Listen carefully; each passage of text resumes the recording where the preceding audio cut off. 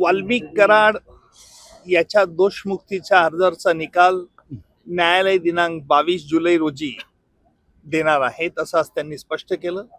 त्याचप्रमाणे आरोपींची जी प्रॉपर्टी जप्त करण्याचे जे अर्ज सरकारतर्फे देण्यात आलं होतं त्या संदर्भात कोल्हे वकिलांनी युक्तिवाद केला आणि त्याचा देखील निकाल 22 जुलैला देण्यात येईल असं न्यायालयाने आज घोषित केलं. इतर जे काही अर्ज होते इतर आरोपींचे की ज्यांनी देखील त्यांची प्रॉपर्टी जप्त करू नये अशा तऱ्हेची त्यांनी विनंती जी न्यायालय केलंय त्या संदर्भातला अर्जाचा निकाल देखील 22 जुलैला न्यायालय जाहीर करणार आहे. प्रलंबित होतं ते पूर्वी काही अर्ज प्रॉपर्टी अटॅचमेंटचे त्यांनी दिले होते, आम्ही काही अकाउंट रिफ्रिजिंग चार्ज दिले होते, याच्या सुनावणीसाठी आज होतं. आज त्यावरती सुनावणी झालेली आहे. सरकारी पक्षातर्फे युक्तिवाद केला गेला आणि बचाव पक्षातर्फे युक्तिवाद सगळ्या अर्जांवरती आज पूर्ण झालेला आहे.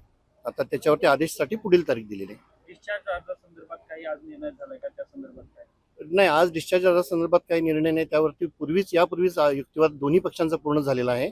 आता हे सगळे अर्ज जे आहेत ते आदेशाकरता पुढील तारीख दिलेली आहे. आपण प्रॉपर्टी जप्त करता येऊ शकत नाही असं युक्तिवाद केला. नेमका काय युक्तिवाद होता? आमचं म्हणणं आहे की ह्या प्रॉपर्टीचा आणि गुन्ह्याचा कुठलाही संबंध नाही. या प्रॉपर्टीज आहेत, या प्रॉपर्टीज कंपनी वगैरे या इतर लोकांनी जॉईंट प्रॉपर्टीज आहेत आणि त्या गुन्ह्यामधून मिळवलेल्या नाही आहेत. त्यामुळे त्याचा आणि या गुन्ह्याचा कुठला संबंध नाही. त्यामुळे त्या प्रॉपर्टी अटॅच करता येणार नाहीत असं आमचं म्हणणं. टोटल किती प्रॉपर्टी आणि किती अकाउंट? नाही, असं सांगू शकत नाही, पण काही अकाउंट्स आहेत, काही मुव्हेबल प्रॉपर्टी आहेत, काही अनमुव्हेबल प्रॉपर्टी आहेत, पण त्याचा गुन्ह्याशी काही संबंध नाही असं आमचं म्हणणं.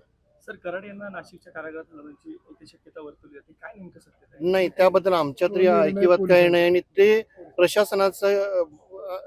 प्रशासनाच्या अखत्यारीतल्या बाबी आहेत, त्याच्याविषयी आम्ही काही भाष्य नाही करू शकतो. तुम्ही काही असा अर्ज किंवा काही नाही, आम्ही काय अर्ज नाही केलेला. आमच्या अधिकार क्षेत्रातच येत नाही ती गोष्ट.